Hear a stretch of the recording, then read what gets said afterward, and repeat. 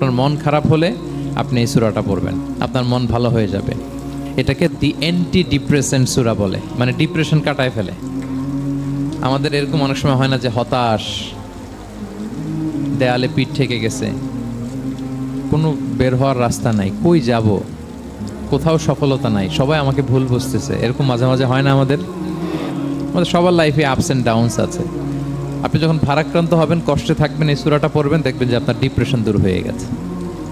তো আল্লাহর হাবিব সাল্লাল্লাহু আলাইহি ওয়াসাল্লাম যখন এরকম ভারাক্রান্ত ছিলেন, চিন্তিত ছিলেন, তখন আল্লাহর হাবিব সাল্লাল্লাহু আলাইহি ওয়াসাল্লামকে চিন্তামুক্ত করবার জন্য আল্লাহ তাআলা এই চমৎকার সূরাটি নাজিল করেছেন।